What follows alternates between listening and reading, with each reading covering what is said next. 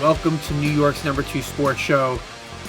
The Rangers are not doing too well these days. They lose to the Vegas Golden Knights 5-2. And just in general, things are not really too good. I mean, we find out today that Filip Chytil had a setback in what was likely concussion related. He is back in New York, skating. Nothing overly intense. He was in a non-contact jersey, a few days ago or yesterday, recently.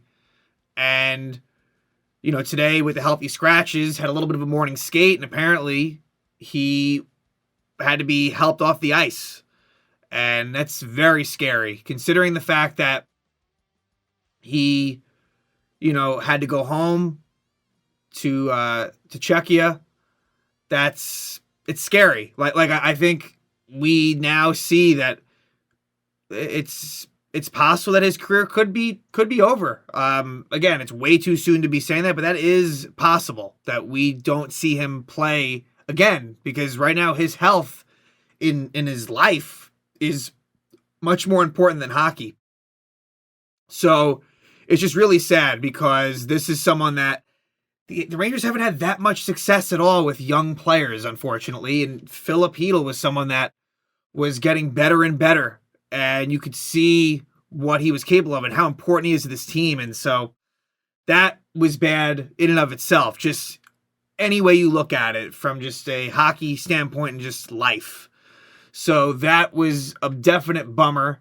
And we really hope that he makes a full recovery, and that, I don't know. To me, it doesn't make a whole lot of sense to even be considering this season, and unless somehow it's not as bad as we thought, but all indications are that he suffered a setback, and that's not good. So there's that. Then in the game, and this is a player that does get hurt often, and sometimes he ends up, not missing much time, but Ryan Lindgren gets hurt in the first period. It's being termed an upper body injury. I don't think it's a concussion based on the hit. You never know. I think it's probably something more structural.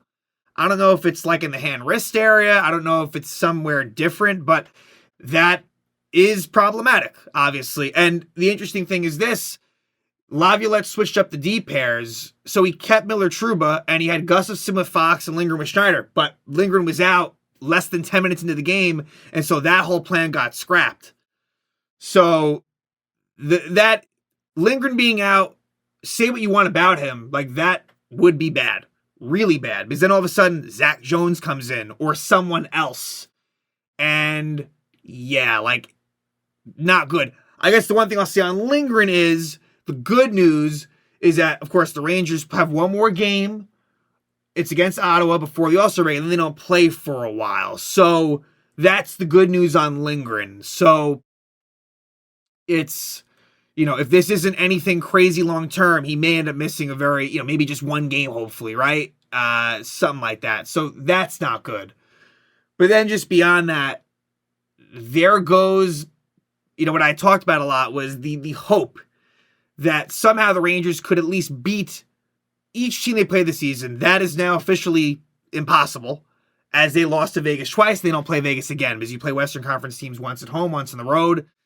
So there goes, again, what would it have meant? Not much, but it was something that I had kind of noticed, where the Rangers were good in the revenge games. And the Rangers got off to a good start. They had a really good first period, but they lose handily, and they've lost handily. A lot of the Rangers' losses, not the Shark game, but not the King game, but a lot of the Ranger losses are by at least 3 goals. And so the Rangers' record is still a good one, but it's no longer a great one. The Rangers now sit at 29, 16, and 3. And the interesting thing is, if the Rangers, let's say, lose tomorrow and Carolina wins, right? Let's say that happens in some form.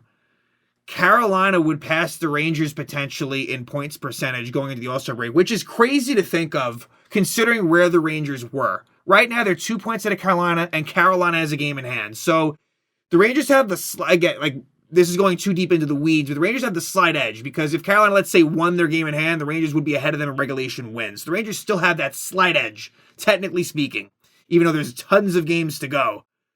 But it's been a free fall for the Rangers.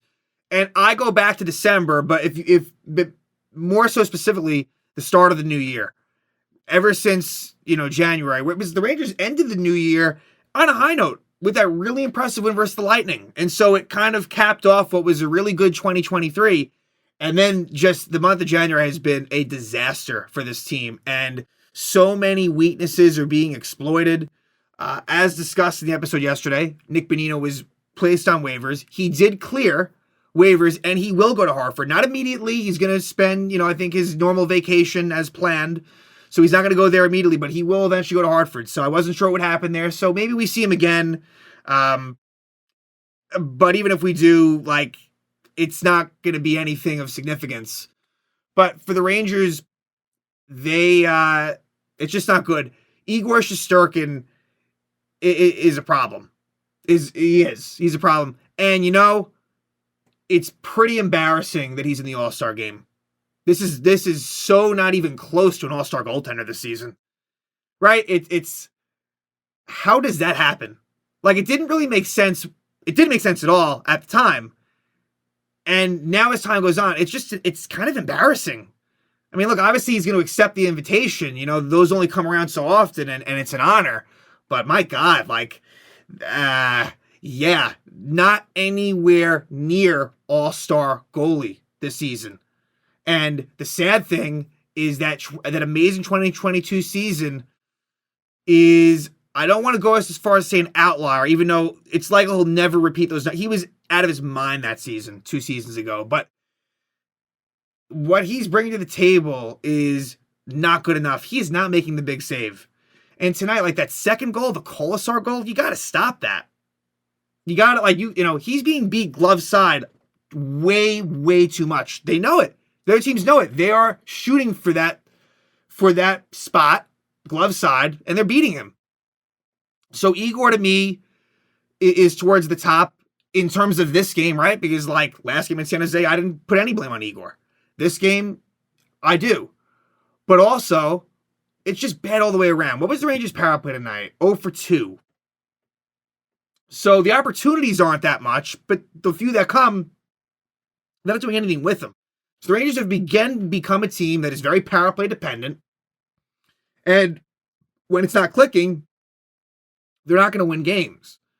So, yeah, let's talk about more individuals. On defense, Braden Schneider is just bad. He is not as advertised. I mean, look, he's in a role that he's had the same role since he's been here, right? He's behind Fox and Trouba on the depth chart on the right side. But Schneider is just he should be more physically imposing. I'm not seeing that. He's supposed to be this big physical defenseman. I don't know. I don't see that at all. I know that he's capable of it. I know he has these skills and traits to do it, but I don't see it. Turns the puck over, not strong enough in front of the net. It's not as if he provides, and it's not offensively he's giving, he's not inept offensively, but that's not part of his game. So Braden Schneider is not good.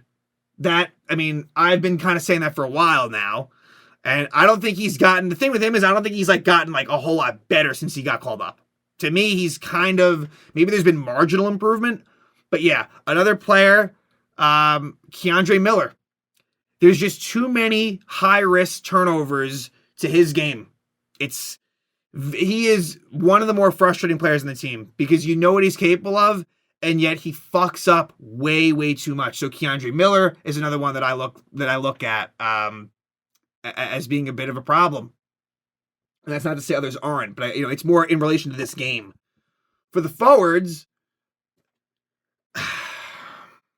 I guess the Zibanejad line, it got a goal. Blake Wheeler scored. Blake Wheeler actually had a goal and assist, so he actually wasn't bad. And for Blake Wheeler, he needs to be on high alert. With Nick Bonino being let go, Wheeler needs to be, he's got to know, hey, I could be next. So Not that like it was ever necessarily a work ethic issue, but like he's got to pick it up if he wants to stay on this team.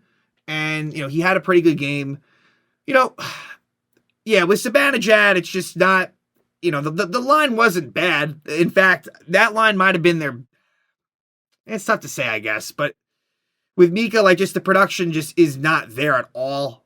I think he has as many even strength goals as like Blake Wheeler at 7, I think, which is just crazy. That cannot happen. It's really bad. At one point, they switched Zibanejad and Trocheck, but it didn't last that way. But in the third period, they made that switch briefly. The fourth line is not good. Even though, like, Bonino not being involved, that fourth line isn't good. Barclay Goodrow isn't good. He is not, like, even as a fourth line center, I don't feel good about it. Like, his best role is almost like on the wing, which is like such a waste, but like it kind of is. He doesn't have this, like, there's no speed. You got to have some speed, and he's got none. So, and to me, like, VZ should be moved up a little bit just to give it a different look. I'm not saying that's ideal, but I think he should be moved up more into the top 9. And then Tyler Pitlick, like, he is what he is. He's, he's a depth player. He's not great, but like, yeah. So I'd like to see Will Cooley get more ice time. I've been saying that for a minute. So yeah, we could go up and down, but yeah, it's just not a good team right now, or just in general, it's just not. So anyway, Vegas versus the Rangers. Adin Hill in net for the Golden Knights, and they were coming off of a win versus the Islanders, and they had lost in overtime to the Devils. So Vegas, I think they're on a 6-game point streak now. Like, they're finding their game a little bit, and I thought the Rangers had a really good first period. However, Vegas does jump out to the early lead, and they score 5 minutes in. At 5 minutes and 2 seconds, it's Rempel, his second of the season, I think his second goal of his career, from Cotter and Haig. So it was a shot by Cotter, and Strider was the one, I think, who initially turned the puck over, and Rempel kind of getting body position, it kind of deflects off his shin. You can't really, you can't blame Igor there with that deflection. If it hadn't deflected, that's a different story. But Braden Strider, I think, was at fault there. But the Rangers respond a minute and 31 seconds after with a goal. Blake Wheeler scores his 8th goal of the season from Gustafsson and Fox. So that Gustafsson-Fox combination, I think, would have been interesting. But because of the Lindgren injury, which happens after, 5 or so minutes after that goal, changed everything up. So that ties it up at 1, though. And the Rangers had a really good first period. They did. They outshot Vegas 15-6, but they come out of there tied. They really needed to be coming out of there with a lead. So it's 1-1. We go to the second. Well, at 11:43, Pietrangelo interferes with Fox, but the Rangers don't score on that power play. That's been a theme. It's killing them. Second period, 30 seconds in, Zibanejad is called for slashing. Rangers kill that off, but at 3:18, it's Kolasar scoring his 4th goal of the season unassisted. Not a good goal by Igor. Bad play by Panarin, although I think it might have been, someone put him in a tough spot. It might have been Keandre. I'm not sure who it might have been. Keandre. But Panarin ends up kind of just taking a shot that gets blocked, and then Kolasar goes down the other way, but Igor's got to stop it. He's got to stop that one, and he scores. And then here's again with the Rangers. It's goals in quick succession. It happens all the time. And you know what? I'll put blame on Laviolette on that. Look, I know that this core is a bit mentally weak. It is. So Laviolette, like, come on. That cannot happen. These goals, like, they got to snap out of it. So they score at 4:04. So what is it? Like 46 seconds after the Kolasar goal, it's Marchessault with his 23rd goal of the year from Barbashev and Waugh. So this would be the first of Marchessault's 3 goals. We'll talk about that. But another Braden Schneider related play. Johnny Brodzinski was kind of involved in this too. And with Brodzinski, it's like he has too much of a role on this team, but they have no other fucking options. And it's a shot by Barbashev that deflects off of Marchessault. And that makes it 3-1. Then Brodzinski takes a interference penalty at 7:59. Rangers kill it off. Then the Rangers get a power play at 19:24 of the second. Nicholas Waugh holds Panarin, but the Rangers don't score on that power play. That goes in the third period. And then what happens? Marchessault scores again. His 24th goal of the season from Barbashev and Waugh at 2:11 of the third. This was a play where the fourth line was on for the Rangers. Goodrow is unable to kind of keep the puck in. Keandre Miller's out of position, and so is Igor Shesterkin, where Shesterkin makes an initial save, then there's a shot, I think it was either Barbashev or Marchessault. It might have been Barbashev, but it goes off the back wall, caroms to Marchessault, and he kind of scores into the empty net because Igor wasn't in position. So Jonathan Marchessault, that's goal number 2.